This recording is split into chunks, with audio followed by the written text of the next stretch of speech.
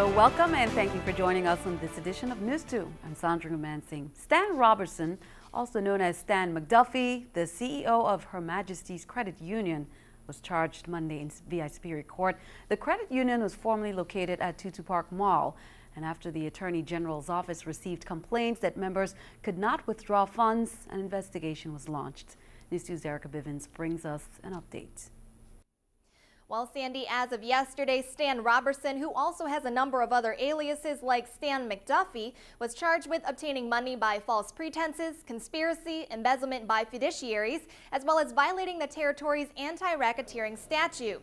Now, Her Majesty's Credit Union opened in 2009 after receiving a license to operate by the Department of Licensing and Consumer Affairs the year before.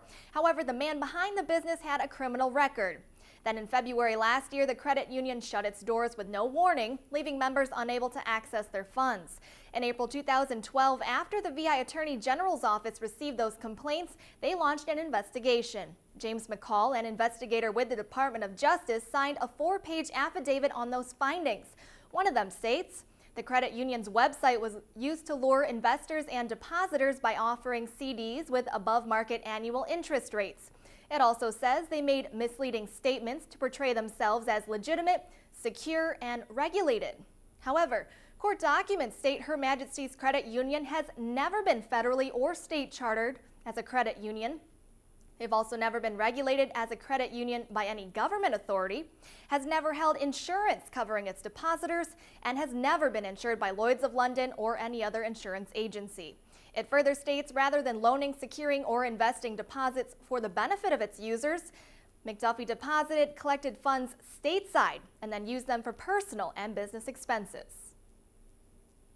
Throughout this proceeding, we will be continuing to look for possible assets, and we have up until trial to do that so that people can get their money back. The credit union received over $500,000 from its members. About 60 are Virgin Islanders. The affidavit also names John Williams, the comptroller of Her Majesty's Credit Union, and charges him with the same crimes as McDuffie. Williams is still at large. Sandy? Duffy was advised of his rights Monday in VI Superior Court by Judge Kathleen Mackay, who set a $50,000 bail. His arraignment date is March 21st. 5 teens charged with beating a St. Thomas man to death will be tried as adults. Prosecutors confirmed to the Daily News that charges were upgraded for 5 boys connected to the November beating of St. Thomas resident William Hyde. DOJ's Criminal Division Chief Renee Gums-Carty said Judge Deborah Smith-Watlington granted their request to transfer the teens to adult criminal court. The 16 and 17-year-old suspects were previously charged with attempted murder, first-degree assault, kidnapping, grand larceny, and numerous other charges, but they now could face charges of some type of homicide. 42 Ivana Udoriken High School junior ROTC students were all ready and eager for a new lesson on Teen CERT, which is Community Emergency Response Team Training, which requires that students complete a 20-hour training program to become certified members.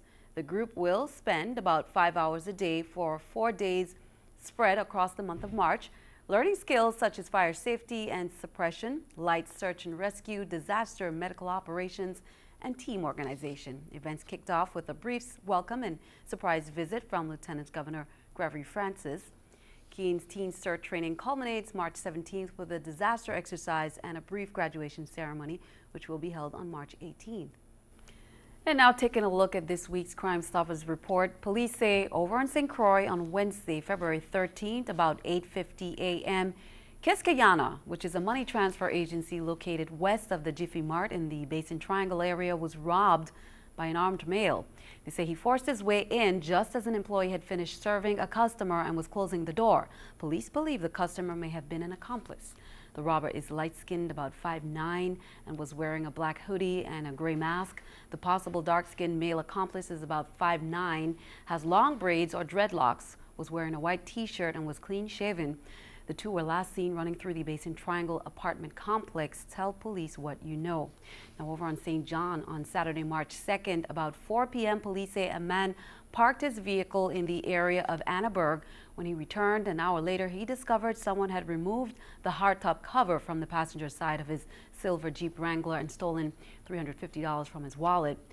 Over on St. Thomas on February 8, about 10:45 p.m., an employee of Texas Pit Barbecue told police he was driving his car next to the rear parking area of the business's storage facility when two armed masked individuals wearing all black pointed what appeared to be an AK-47 in his face and said, "Get out of the car, turn around and walk." He complied. The carjackers then drove away with Texas Pit's bank deposit in an eastern direction, firing a single shot as they left. Now, the minimum cash reward for the arrest of an armed robber is $900 plus 10% of the retail value of property recovered. The maximum reward is $2,500. Tell police what you know about these crimes or any other crimes by calling Crime Stoppers at 1-800-222-TIPS. That's 1-800-222-8477. The West Indian Company Limited, or WICO, will be expanding their dock to accommodate cruise ship demands, according to President and CEO Joseph Bushelti. The newer ships are larger, heavier, and longer, and we need to be able to accommodate those ships to keep them coming to the territory. We are expanding our dock on the southern end 150 feet. Along with that extension, we are going to do some repair work on the existing end of the pier to strengthen it and modernize that portion of the dock by bringing in some brand new 150-ton bullards, which are the parts on the dock that the ships use to tie their lines to. The Department of Labor is partnering with TRANS-TEL Central and its partner All-Rounder Systems to help fill positions tied to the Broadband initiative. Labor Commissioner Albert Bryan announced the initiative Monday that will provide jobs for both skilled and unskilled workers. NEWS2's Erica Parsons has more on this story. The territory's broadband project promises to bring jobs to local residents, and the Department of Labor has partnered with two companies to help fill both skilled and unskilled positions. One of the things that the ARA Fund has done is it was made to create jobs. I mean, that's the main purpose of it. But not only create jobs directly in terms of the connections that we're making with TRANS-TEL, but long-term in terms of providing the infrastructure for the internet to provide jobs to the Virgin Islands. TRANS-TEL Central and All-Rounder have been awarded 4 fiber optic cabling and construction projects that will support the VI's Broadband Technology Opportunities Program. With Labor's help, the pair interviewed more than 100 people at 2 recent job fairs. What we did last week and week before is we worked in a great partnership with TRANS-TEL. It wasn't our first. We worked with IHOP and other companies before when they're hiring up to provide staff training for participants that want to get employed and also to provide for facility services. Labor's Employer Services Unit was key in last week's effort that helped put more than 20 people to work. Commissioner Bryan says that's what the agency is there for. Whatever your HR needs are, whether you need to look at a resume bank or you need specific training for new employees, the Department of Labor provides that service. So when you're thinking about expanding and how to offset those expansion costs, you can think about us in terms of providing free employment training to people who are unemployed that you want to bring into your workforce. The partnership has already worked well in this case. We're hoping that as time goes on that TRANS-TEL and All-Rounders will get more contracts because they've been such a great partner for us, and that other companies that are already doing business or thinking about expanding or doing contracts in the Virgin Islands reach out to the Department of Labor as a resource to put Virgin Islanders to work. Erica Parsons, News 2. Now, the Labor Department provided facilities, personnel, and other services for the 2 recent job fairs. The joint effort resulted in 13 hires on St. Thomas and 8 on St. Croix. 2 veterans were hired in each district. Well, Delegate to Congress Donna Christensen joined her colleagues in the Congressional Black Caucus on the floor of the House of Representatives on Monday evening to speak against the federal budget sequester, which went into effect on March 1st. Congresswoman Christensen spoke specifically about the effect that the sequester will have on the Virgin Islands. She spoke about the losses to education, Head Start, WIC, TRIO, and Upward Bound, and services to those with HIV/AIDS. Christensen said that in addition to the $13 million expected to be cut from funding to the territory, that the federal agencies that are present in the territories will have to make some severe funding decisions if this impasse is not resolved. She also announced that all congressional budgets have been reduced by 8.2% and that she has had to furlough staff for 2 days a month beginning immediately. Congresswoman Christensen has co-signed legislation sponsored by Congressman John Conyers to end the sequester and legislation sponsored by Congressman Jerry Connolly to prevent automatic pay raises for members of Congress. Meanwhile, the stock market is in brand new territory. Today, the Dow Jones Industrial Average soared to an all-time high. Alexis Christophorus has the story from Wall Street. The stock market jumped at the opening bell and then kept going. The Dow Jones Industrial Average rocketed past its all-time high of 14,198.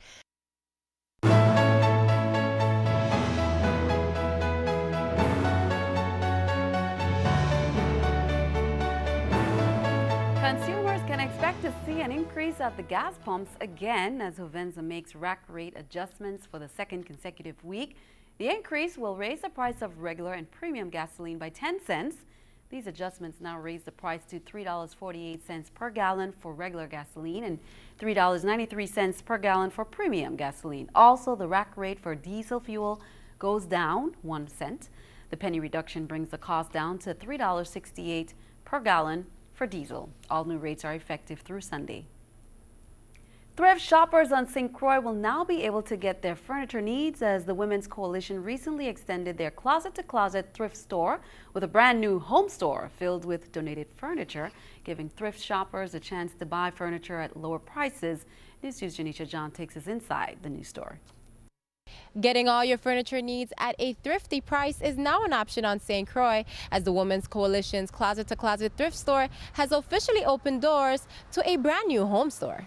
I'm very, very excited. When I was approached to do this, it was just exciting to me. I didn't know, where to start, what are we going to deal with, and then we received a call out from Carambola.